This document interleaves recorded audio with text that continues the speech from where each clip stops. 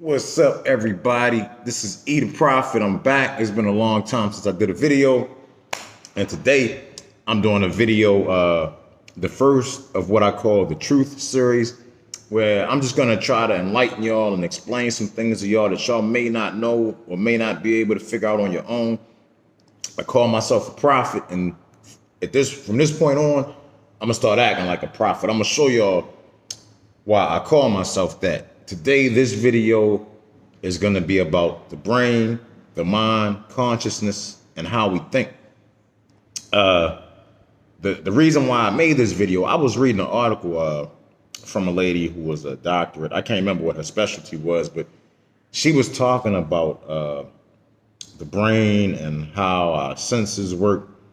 And she said something that the brain, like many people think the brain is like a computer, but it's really not, because the brain works differently in certain temperatures and computers work a certain way in temperatures. And that was her reason for saying that brains and computers aren't similar, which to me just didn't make any sense, because if you know anything about computers, computers are very temperature sensitive. If you go into a server room, all you hear is fans running because of the danger of those servers overheating. So I'm not sure what she was talking about there. And then she said something about senses and how our five senses aren't our only senses, and we have other senses within the body, and which also didn't make sense to me. And I'm gonna explain all this to you in a second, and I'm gonna show you why what she said just didn't make any sense. And I've heard a lot of other things that just don't make any sense either. So I'm gonna give it to you the way I know how to give it to you, and then you can take my theories and see how my theories compare to all of these other people's with doctorates and all these advanced degrees. You know, I don't have that. I do have a degree, but I don't have an advanced degree. So anyway, let's get started. Let's talk about the brain first. Okay, we all should know what the brain is. The brain is an organ inside of our head, inside of our skull. You know, that's the brain. You can physically touch a brain. You know, just for y'all knowledge, I read an article one time that said the brain is so dense that if you totally unraveled the brain, it will stretch from here to the moon. That's an incredible amount of material packed into that brain. If it stretches from here to the moon, that should give you an idea right there just how special the human brain is. Okay, that's the brain. Now, what's the mind and what's consciousness? Just in case y'all didn't know, the mind and consciousness are the exact same thing. They're two different words for the exact same thing. Now, with the mind, so in the video, I'm probably mainly going to refer to it as the mind/consciousness because they are the same. Now, the way to think of the mind/consciousness is basically an interface for the brain. Now, you can't touch the mind. You can't touch your consciousness. It's there, but it's not something physical you can hold. So how do we get our mind/consciousness? In fact, actually, before I even get to that, let me just explain a little bit more of what the brain/consciousness is. I said interface, but I'm gonna use a different word. Instead of using interface, I'm gonna use operating system. The mind/consciousness is the operating system for the brain. Now, where else have you heard operating system? Normally when you think of computers, you think of operating system. You know, probably the most popular operating system is Windows. Windows is the operating system for most PCs.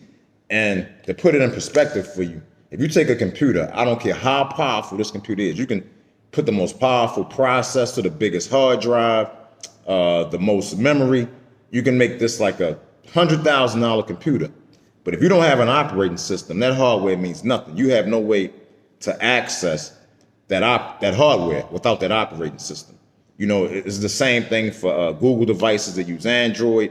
For Apple devices, they use iOS. What else? I'm sure there's something I'm not thinking of.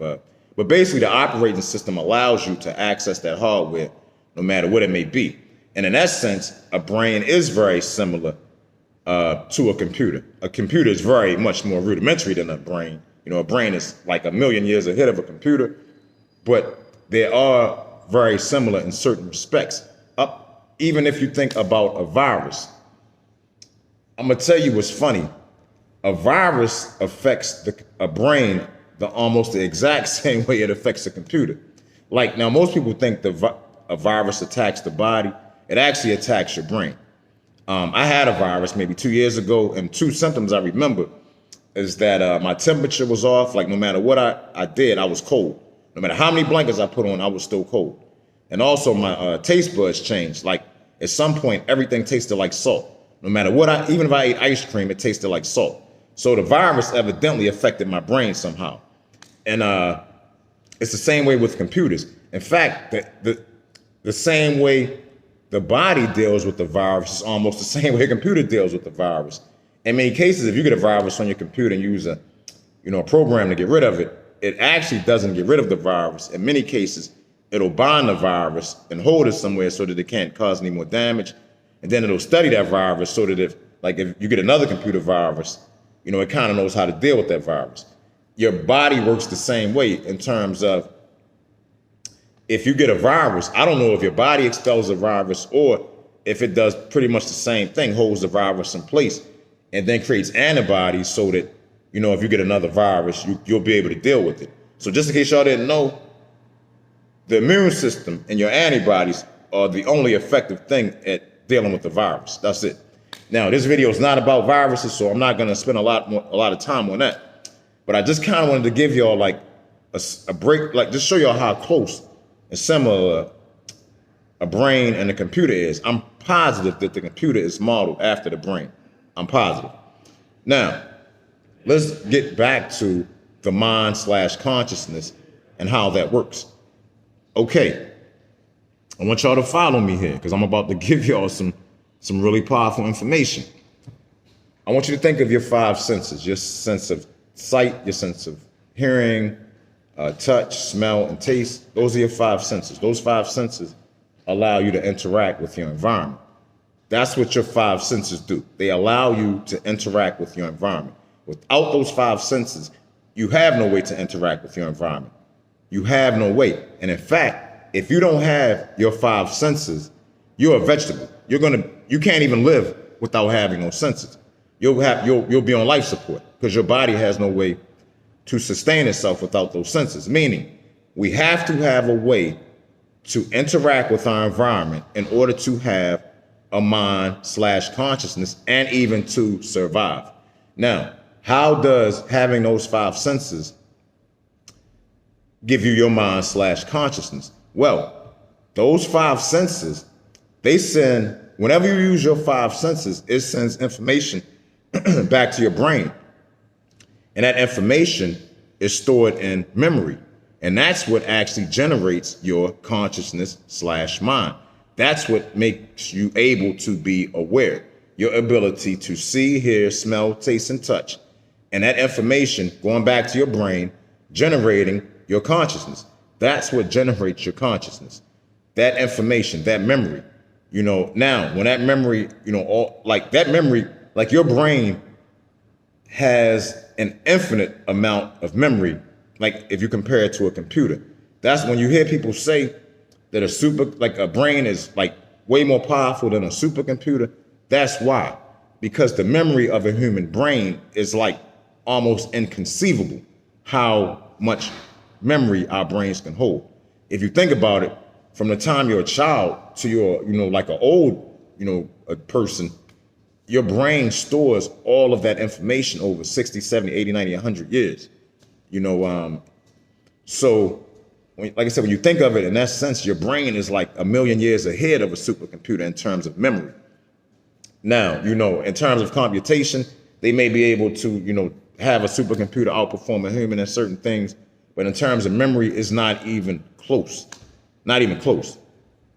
So, like I said, our ability to interact with our environment and that information going back to our brain is what generates our awareness and our consciousness. Now, our ability to actually think is us accessing that memory in our brain. When the mind accesses the memory, that's how we're able to think. And the mind, like I said, we don't have much control over that, to be honest. We can think back to, I can think back to when I was 4 years old, certain things that happened, so, and then in terms of thinking also, like, say, say if you don't know about a particular subject, let's say it's electrical engineering, and you don't know anything about electrical engineering, but you do know about basic electronics. Now, some of the memory you have of that electronics will help you all to kind of, understand the electrical engineering. And what I'm really trying to say is, even if you don't understand something or you've never experienced something, if you have like memories of it, it can still help you to understand. And that's all part of how we think. Us being able to access that memory is us thinking.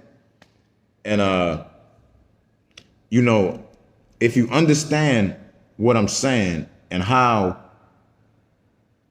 we're designed to interact with our environment. I took a class before called Psychology of Learning, and in the class, the main thing was, do we learn from our environment, or were we born, with inherent things, were we born already just kind of like instincts, knowing how to, automatically do things. So I want to say this. If you understand what I just said about our five senses and how interacting with our environment feeds back to our brain, which generates our state of awareness, which gives us our mind/consciousness. If you understand, if you're able to follow that concept, I want you to think about a child in the womb. I don't know at what point a child is fully developed. I've seen ultrasounds at 1 month, and the baby is already fully developed. So I don't know, if it takes a week, 2, 3. I know at 1 month, there's already a little tiny baby there. Now, understand, if us interacting with our environment generates our awareness and state of mind/consciousness, then the same thing should apply to a baby in the womb, because they are interacting with their environment. So now, and this is just my theory, I'm not saying that this is 100% how it is. This is my theory, though. My theory is that a child starts to develop awareness and a mind/consciousness inside of the womb. Because they think about this. Say, if a man and a woman, you have a woman who's pregnant, and a man, say he's rubbing the woman's stomach and, making little sounds, and then the baby starts to kick. Evidently, the child is aware of what that person is doing, because they respond to it by kicking. So the child, in my opinion, a child already develops awareness and a mind/consciousness when they're in the womb, so that when they're born, they're already born with a certain state of awareness. So they're not totally, they already have their mind in a sense when they're born. Now, when they're born, the environment changes, so of course their minds are going to change as well. And but I think that's why babies are able to do some things when they're born, because they're already used to doing certain things in the womb. You know what I'm saying? And now I know some of y'all may think, okay, what about, when, you put the baby on the breast and the baby starts to suck the breast to get the milk. And I know some people refer to that as an instinct. Now, I believe humans don't have instincts. I believe we have to think about everything. I believe an instinct. Animals have instincts because animals don't have to think about everything. I'm going to touch on that in a little bit in a minute, but say if you put a child, okay, the child drinking the milk from the woman's breast. Now, if a child, say if a child is born and they crawl up the woman and they open up the shirt and they expose the breast and they start sucking it, then I would say it was an instinct. But if you think about it, the mother has to position the baby, put the breast in the baby's mouth, and then the baby starts to suck it. So in my opinion, a baby sucking the breast to get the milk is a learned behavior. After they do it once, they're going to know, okay, once I suck this breast, I'm going to get milk. And then they're also going to know at points, okay, if I cry, I'm going to get this attention. If I cry this way, I'm going to get this attention, and babies start to realize that. So we can't escape our mind/consciousness, because we always have to interact with our environment. We have no choice. Me sitting here making this video is interacting with my environment. You know, so that's how we are designed. Now, I don't know if this design is through creation or evolution. I'm gonna tell you, I'm not a religious person, but we may have a creator. I have no way to know. None of us do. Today my video is not going to be about that though. And I'm just strictly focusing on the brain, the mind / consciousness, how we think. And like I'm gonna tell you something else I've always heard is that we use 10% of our brains. Now, to me, that statement is ridiculous and totally unintelligent and unscientific, because if you understand what I'm telling you, everybody's mind is going to be different because it's going to be based on our memories and our experiences. So none of us don't have the same mind, which means that none of us can't think the same way. So based on that, there's no way that all of us use 10% of our brains. Some people may use 10%. Some people may use 12%, 15%, 20%. And then that may not even be a constant. Like say if you're laying down sleeping or watching TV, you're probably not using the same amount of your brain as you would be. Say if you're in the office and you have a deadline and, you have to figure out all of these different things, you're probably using, more of your brain at that point than you would be, like I said, watching TV. So, that statement is just dumb. And to be honest, it just shows that we have a very little understanding of how our own bodies work, our own brains work, and our own, mind / consciousness. You know what I'm saying? Everybody, a person who's a rocket scientist probably uses a different percentage of his brain and his brain in a different way than somebody who works in McDonald's. Y'all feel me? You know what I'm saying? Everybody's consciousness and mind is going to be different, which also, affects our personalities. You know what I'm saying? So all of that means we're all different and everybody thinks differently. We all may be able to access that memory at different, intervals, different ways, which, once again, is why people think differently, why we're all different. Some people may do it similar and some people may be alike. But, like I said, that 10% thing is just total hogwash nonsense. Makes no sense if you understand how any of this really works. Something else I wanted to mention is that I find very interesting now that I have the understanding that I have, is that if you really think about it, we think that we are in control. But if you really think about it, the brain actually controls us, meaning we have no control over anything that goes on inside of our bodies. The brain controls all of that. You have no control over your heartbeat. I mean, don't get me wrong. I know there's breathing exercise and different things you can do to affect certain things, but we have no control over making our heartbeat. We have no control over our kidneys working, our intestines, our liver. We have no control over anything in our body. And guess what? The only control we have is the control that the brain gives us through our awareness and our mind / consciousness. We can't even affect the brain with our mind / consciousness. We have no control over it. So if you really think about what I'm saying, the brain totally controls us, which means in terms of evolution, I'm gonna guess that if things evolve, the brain would have had to evolve first, and the body is simply a shell. And I don't care what living creature it is, their body is a shell for the brain. You know what I'm saying? So that's something, the reason why I'm saying all of this is because I'm really trying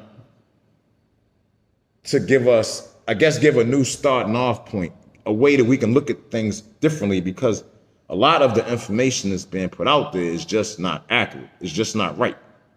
And it don't even make sense if you really have a good understanding.